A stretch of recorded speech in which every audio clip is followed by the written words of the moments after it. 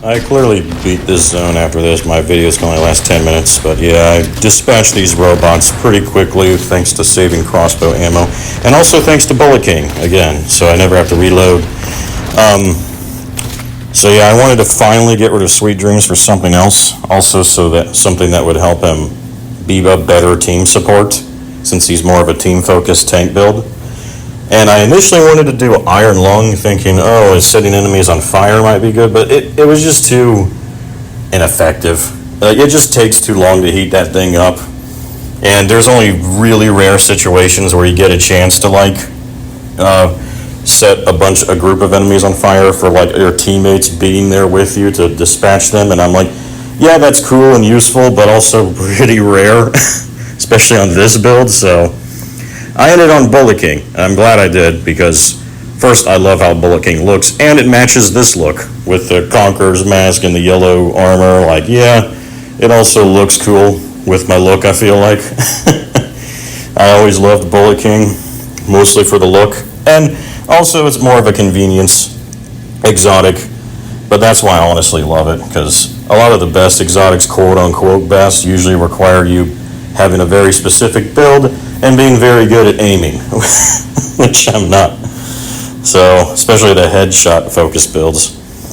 But yeah, Bullet King I love because I honestly think Bullet King is like the best. Its DPS is the highest when you're using it on like a pure tank. Because when you're on a pure tank, you got nothing at all invested in your gun damage, which is this guy. Having to reload your weapons becomes a very big crutch to your little bit of DPS you have. I mean, I have no weapon handling buffs to help with that, reload buffs, and obviously my guns don't do much damage either on top of it, so having just an LMG for one, LMGs usually have the highest DPS output as just base guns in the game. Like, they're better than ARs, it's just a lot of builds that use ARs. They just capitalize on a certain exotic AR and certain talents and buffs on the build that make it, worth it. But when it comes to just all things being equal, I would say LMGs, and then also like shotguns, as I'll get into to an extent, although I think LMGs are the best overall.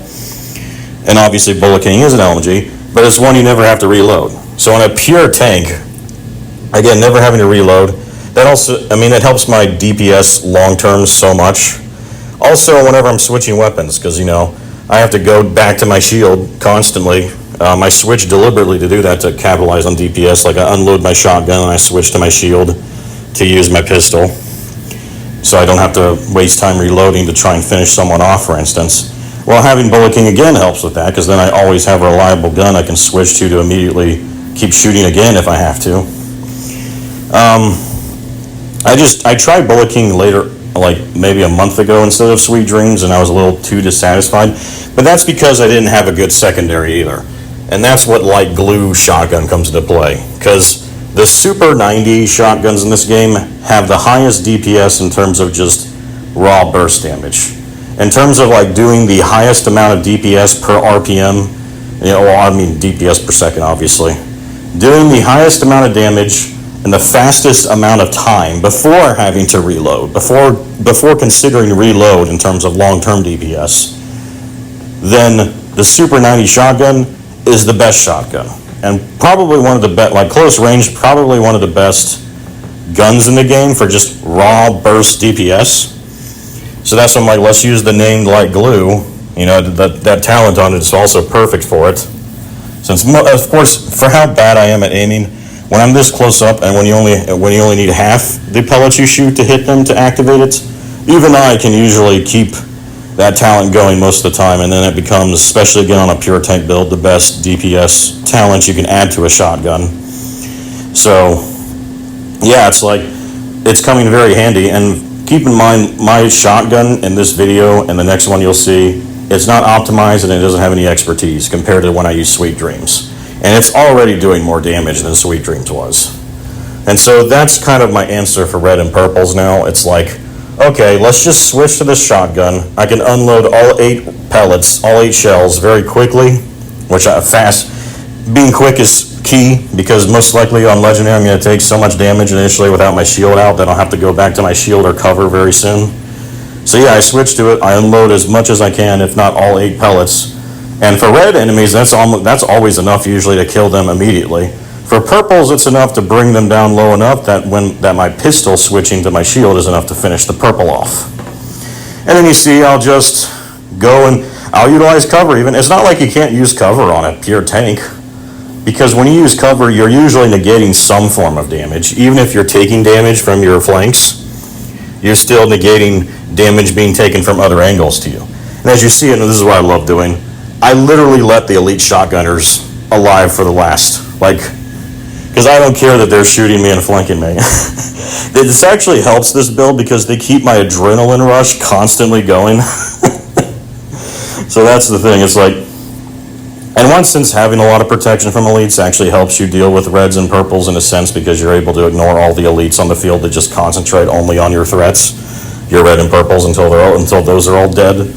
And then once they're all dead, then you know you're in the clear at that point. On a pure tank, it's like, okay, yeah, now I can face tank everything else on this field. I just had to kill the red and purple enemies. But yeah, I like this setup because Bullet King offers the highest long-term DPS, which I still use it for reds and purples for that reason.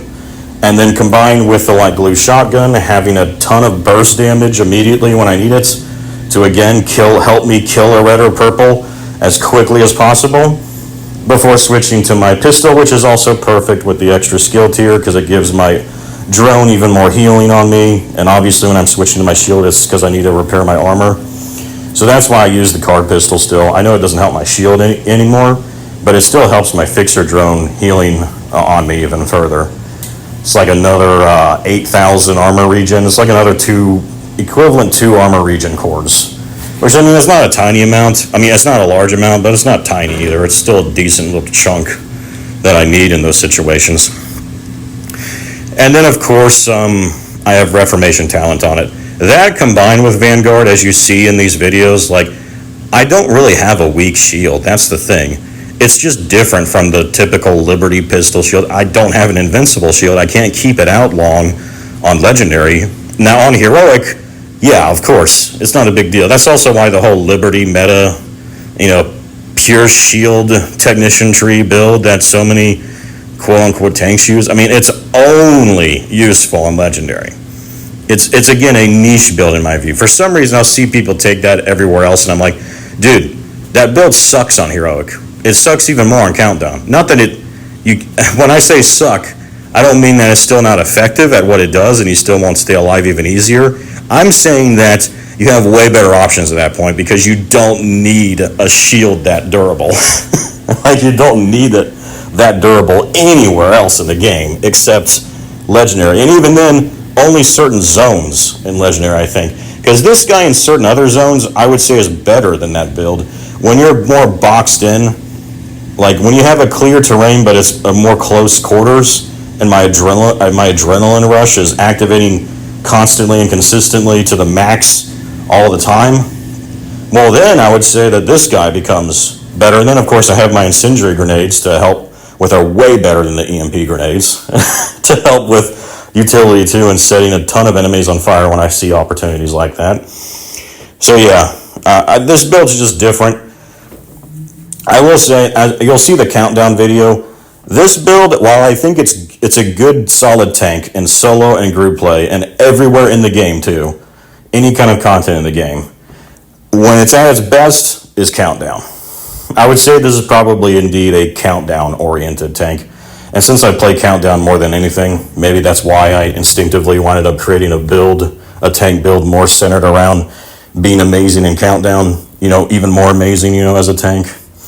Because the other tank, besides the shield Liberty pistol one, is the hazard protection, Revive Hive dude, who I will say is superior than this guy in Legendary, because and also I think that build's superior than the shield one in most situations on Legendary too, because having a bunch of hazard protection, now shocks and snare don't usually kill me anyway, but here's the thing, when you're on Legendary and you're the tank and your teammates aren't, your teammates are probably going to die multiple times. And there's going to be chances where all 3 of them might wipe and then you're by yourself.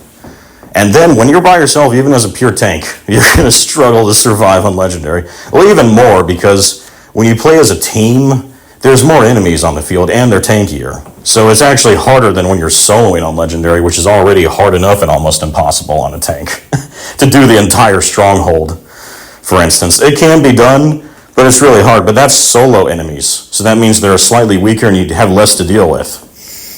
So yeah, when your team wipes on you, you want to make sure that you are able to survive to get them up. And of course in Legendary, there's a million bombing drones constantly stagger locking you if you try and do that.